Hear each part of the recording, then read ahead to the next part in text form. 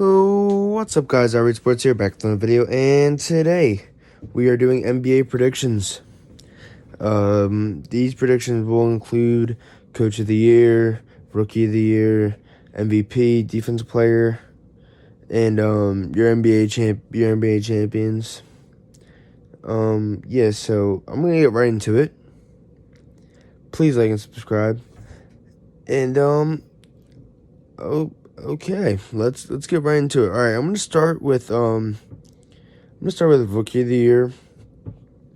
My coming into the since we watched the draft yesterday, I really think the most and the only way we can base this off of this year, since like we haven't really seen them, like we only seen them play in college, so like the only way we can base it off is if like how NBA ready they are.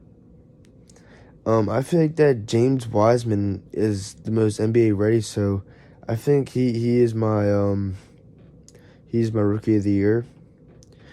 So I mean, I could see Anthony Edwards or LaMelo Ball proving me wrong, because LaMelo Ball is on a team by himself. So the Hornets did get a few good picks, but LaMelo Ball is basically by himself. So I don't know if he puts up unbelievable numbers. Yeah, maybe it's him, but I do have James Wiseman because he was the most NBA ready, in my opinion, because he was just all around 7'1", can shoot the mid range shot, can protect the rim. It's just like a really good big man, and it was really good snag for the Warriors, by the way. But anyway, yeah, that is definitely my Rookie of the Year. And let's see, we're gonna go on to most improved. So my most improved, honestly, I'm gonna go with Lonzo Ball. Lonzo Ball has turned it around so much from his first year in the NBA, from having like a 20% field goal, or 20% something, 20%. Correct me if I'm wrong, but he had something 20% for shooting, and now is almost shooting 40. I think he can get that up to 40. I think it was his 3-point shot. His I think he can get up his 3-point shot to 40, and he really did turn his jumper around from shooting from his side to now like an actual like jump shot. Like, so I think more reps with his new jump shot, I feel like it'll be fine. And yeah. So I don't know if anyone can really contend with them unless someone has like a really breakout season. But yeah, I think he's gonna win most improved, in my opinion. He's working around with a lot of new players, like Zion. So he's gonna be working with Zion. He's gonna be having all these other weapons like Brandon Ingram and all that. So yeah, I really think I think he's just gonna pop off this year. And before we get into the Coach of the Year, MVP, Defensive Player of the Year, I am going to get in the team. So my sleeper team this year that no one is gonna expect, I really think the Suns are gonna do really good this year. Honestly, because they have Chris Paul now, and they have a lot of weapons already. It was kind of just better. Like, they needed a veteran player like Chris Paul, and I feel like he was just a great piece, because now Devin Booker can now be an off-ball player, and I feel like that's what he really needed. Like, not an off-ball player, but like he didn't need to be like a point guard, because I feel like that's what he needed to be. So I think that will be good for the Suns. And the Suns will shock the NBA next year with Chris Paul. I think he can really turn it. I think he can really turn that team around. And yeah, and finally get them into the playoffs. And since these are like bold predictions and the season hasn't even started yet, the last time we saw them play without even Chris Paul, they went 8-0. So there had to be some, like, even though it wasn't the bubble, it just had to be something to where that it was like a fuel fire that they need to play with next season.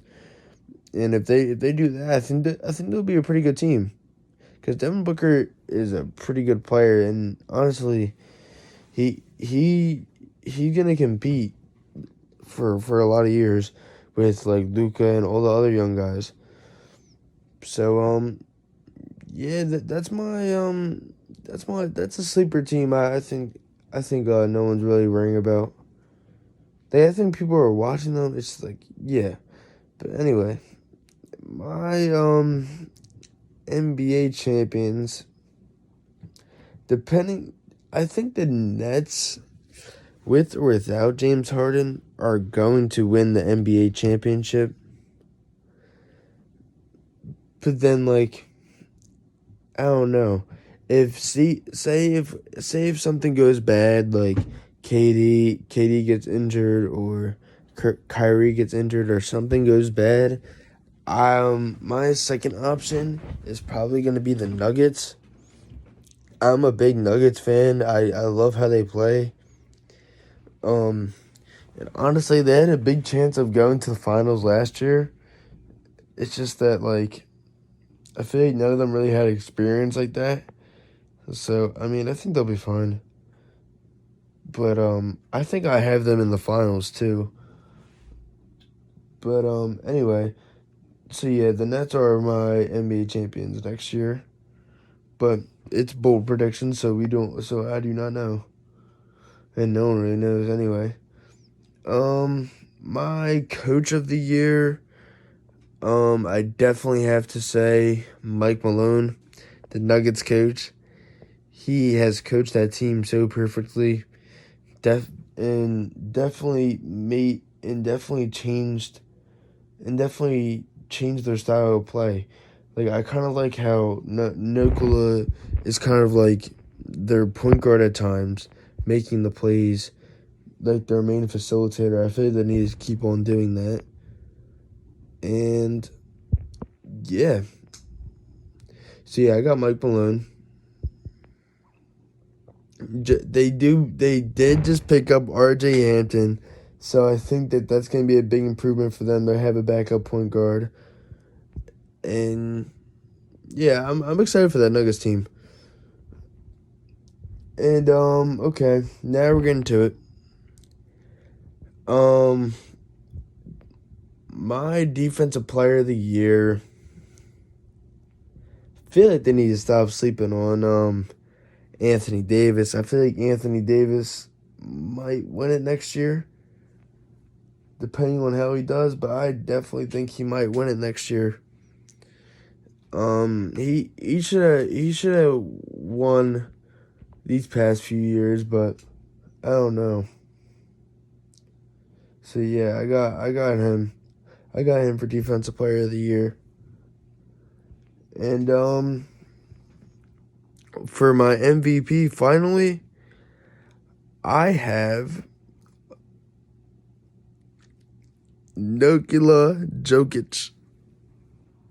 I don't know how to say his name. Don't roast me in the comments. Honestly,